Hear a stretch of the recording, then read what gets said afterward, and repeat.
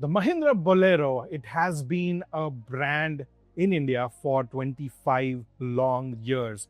And it has been the first choice in the tier 2 cities, in the tier 3 cities, and in the rural market because this SUV can do a lot. It is capable of carrying around loads as well as a lot of people. And it has a very dependable engine, a very dependable form factor, and also a dependable chassis and structure, which is why it is still a very popular utility vehicle and still in demand. Now, Mahindra has given it a new update, and in this new avatar, you will see some new feature updates that the Bolero has received. And in this video, we're going to cover all of those features. Now, firstly, if you look at this new color, this new stealth black color was not available in the previous Bolero, and it is completely new and will be available in this new avatar. Also, if you'll see the grille has been completely redesigned. You have the twin peak logos at the center, and you have these vertical slats. You get 4 of them, and they are flanked by the headlamps. Obviously, the car is rugged, utilitarian, so you do get bulb headlamps and bulbed turn indicators. Also, fog lamps you will get with bulbs only. There is no LED lighting whatsoever. You also get this nice bumper which complements the look of the grille, and of course you have the squared off hood which gives the Bolero its iconic look. On the side, what you'll notice for the first time are alloy wheels. You get 16-inch alloy wheels on the top variants, and I also like this treatment that Mahindra has given the new Bolero. If you move up, this strip with this gray color, it nicely complements the overall design. On the side again, you do get bulb turn indicators, and you also have a side step. Because of its tall nature, you do need that side step to get into the vehicle. Of course, not everything is new, and still this is a rudimentary vehicle, so you still get this ORVM which has to be adjusted by hand.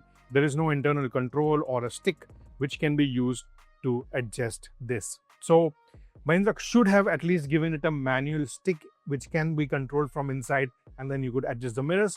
But nonetheless, you do get these mirrors that give you a good view. Moving to the rear, you again have the 16-inch alloy wheels, and at the rear you do get drum brakes. You have the fuel filler right here, and right here you have the Bolero plating as well as the variant name, which is B8, which is this new variant. At the rear again, you have tail lights, all bulbs, same familiar design, nothing new here. You have reverse parking sensors. You don't get a reversing camera, but you do get parking sensors at the rear.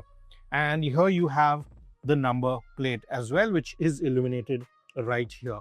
Again, you do have this G-Wagon style rear wheel, which I really like. And when you look at the vehicle from behind, it does look like a nice, rugged and butch SUV.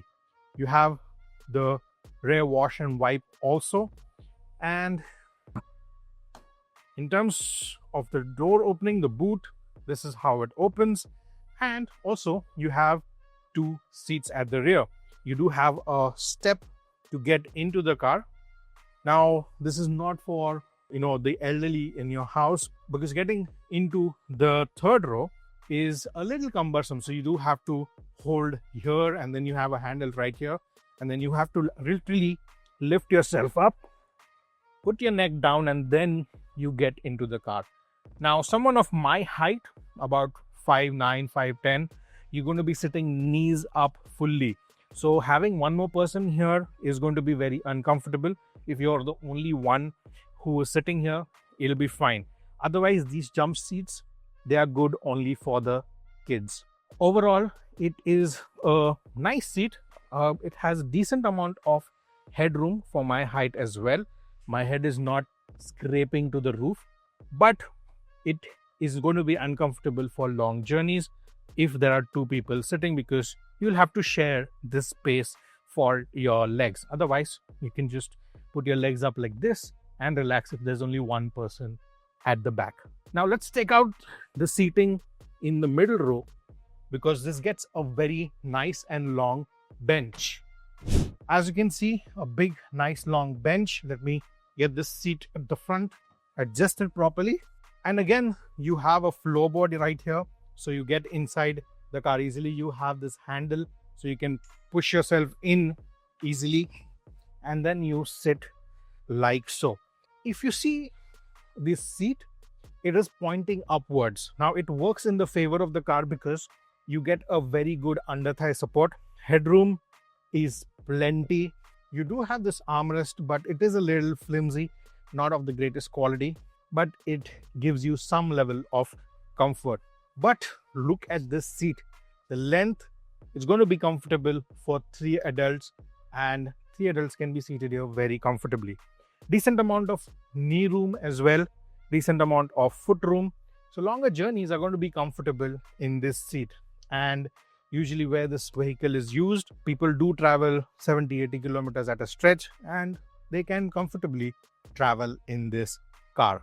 And another update are these seats. You get leatherette seats now, so it does add to the premiumness of the vehicle. So usually you would get only fabric seats. The low variants also get fabric seats, but now with the addition of leather seats, this has become a little more premium. Now let's check out the front and what's different there. Now getting into the front seat, the driver's seat is also the same affair. You climb up and get into the car, and you have this very commanding driving position. Now sadly there is no dead pedal here, so you don't have any space to keep your feet. So your feet will be over the clutch right here. Here you have the brake and the accelerator. But overall, I'm seated quite comfortably. It's a nice seat. I would have liked some armrests here like the Bolero Neo gets, but that's absent, which is fine. Now, right here, you have some new additions. So firstly, let me turn the car on. This is something that is new and is a new addition.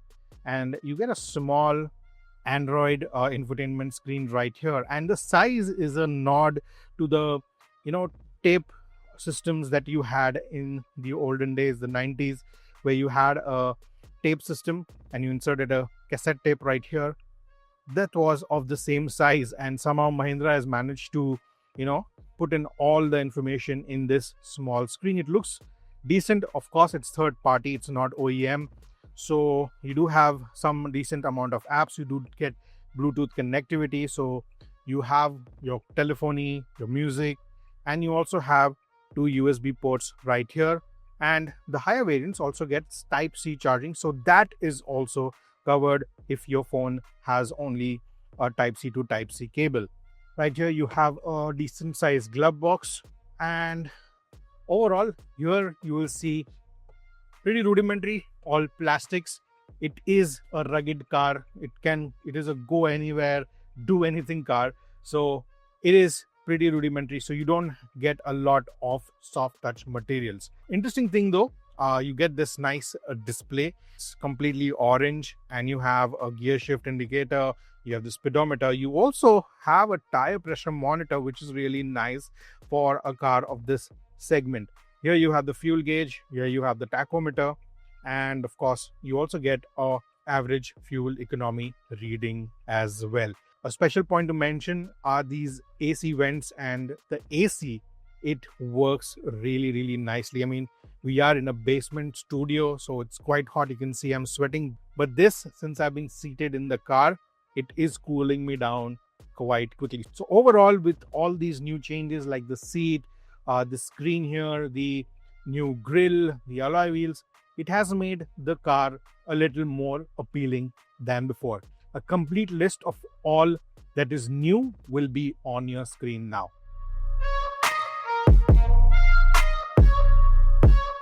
Now, in terms of colors, like I said before, you get this new stealth black colorway with the new Bolero.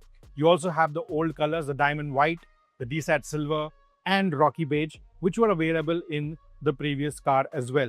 The prices for the car have not been announced while we were shooting the video, and the launch is happening on 6th of October. And in our opinion, the prices are not going to change much, because since the new GST norms have kicked in, Mahindra will reduce the prices there as well, and there will be an incremental price hike. So if you compare it to the old pricing, there'll hardly be any difference, and that works in the favor of this car.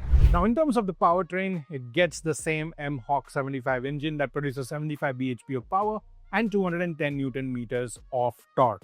The prices have not been announced while we were doing this video. They will be announced on 6th of October, but we assume that the prices won't be very different from the old prices given the new GST norms. So this is still going to be very affordable in spite of the new changes that it has. Let us know what you think of the car. Let us know what you think of the updates. And if you have any questions about the car, put them down in the comments below. Subscribe to Motoroids if you haven't already. Press that bell icon so that you get notified whenever we upload our next video. This is Vipul signing off. I will see you in the next one. Until then, rev hard, rev free, and drive safe.